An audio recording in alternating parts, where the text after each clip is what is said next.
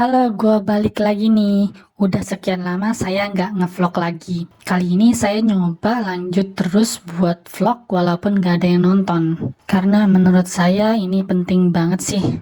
Saya juga nggak ngerti kenapa banyak yang nggak nonton ya. Mungkin karena ngebahas masalah agama. Dan di luar sana sudah banyak vlog-vlog yang ngejelek-jelekin agama. Channel-channel yang ngejelek-jelekin agama. Sehingga banyak orang jadi takut untuk melihat vlog-vlog atau channel-channel seperti ini. Padahal untuk channel ini saya sudah buat sesopan mungkin. Jadi males buat vlog kalau gak ada yang nonton gini. Ya pokoknya saya tetap harus menghabiskan ilmu hakikat ini. Nanti setelah ilmu hakikat ini habis, mungkin saya coba banting setir nyusun strategi yang beda supaya channel ini lebih banyak yang nonton. By the way, anyway, busway, kita coba lanjut dari ilmu hakikat sebelumnya, yaitu sekarang Anda sudah bisa masuk ke ilmu hakikat 17, dimana kita akan membahas tentang teori evolusi. Tetapi tenang, saya tidak akan membuat yang jelimet-jelimet, yang ilmiah-ilmiah, supaya semua orang bisa paham tentang teori evolusi. Yang penting ada connect di pikiran Anda bahwa ini masuk akal gitu. Jadi yang terpenting di sini adalah bagaimana saya akan menjelaskan teori evolusi ini supaya masuk akal. Kemarin saya buat paper yang jelimet-jelimet gitu ya, malah banyak yang nggak ngerti. Sombong amat. Ya bukannya sombong, tapi emang kenyataannya begitu sih. Kita semua tahu bahwa yang dimaksud teori evolusi adalah bahwa munculnya makhluk hidup termaksud manusia adalah proses alamiah belaka, merupakan proses bertahap berdasarkan variasi, reproduksi, dan seleksi alam. Variasi di sini maksudnya adalah variasi itu sendiri yang sudah ada dalam gen. Yang dimaksud reproduksi sih maksudnya secara sedikit demi sedikit sifat tersebut terwariskan pada anak cucu ya pada saat reproduksi. Dan terakhir seleksi alam maksudnya adalah untuk bertahan hidup. Alam memaksa kita makhluk hidup untuk beradaptasi.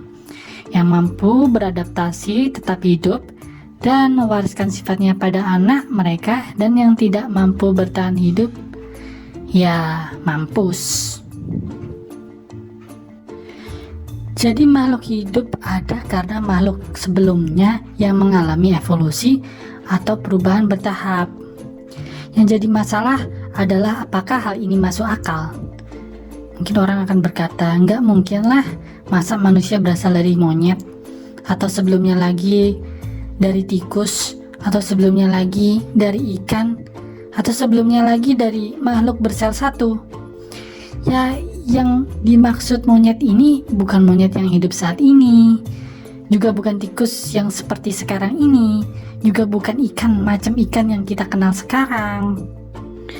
Sekarang gini deh, coba Anda bayangkan seorang anak bayi yang tumbuh sedikit demi sedikit dewasa selama puluhan tahun. Ketika Anda hidup bersamanya, tentu Anda tidak akan kaget dengan perubahannya. Bahkan Anda tidak akan sadar dengan perubahan sedikit demi sedikit tersebut. Namun kali ini bayangkan Anda tidak bertemu dengan bayi tersebut selama 40 tahun. Pasti Anda akan kaget dengan perubahannya. Anda tidak akan mengenalinya lagi.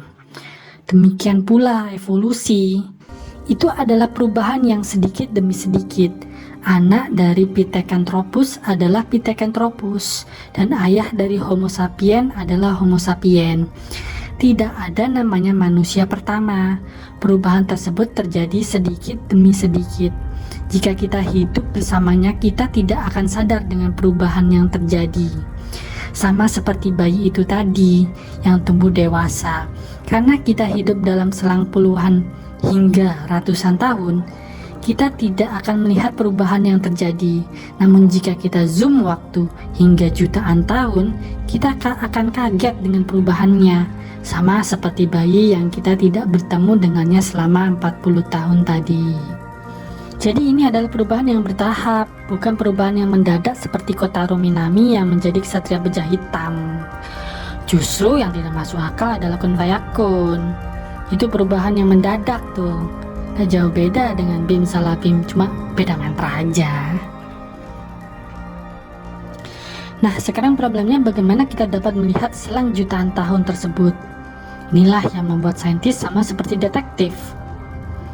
Kita harus melihat bukti-bukti dalam pengelucaran waktu. Pada episode selanjutnya, kita akan melihat bukti-bukti tersebut. So, tetaplah pada channel ini, karena kebenaran itu tidak datang pada orang-orang yang berintelektual. Namun justru, kadang kebenaran itu datang pada orang-orang yang berani.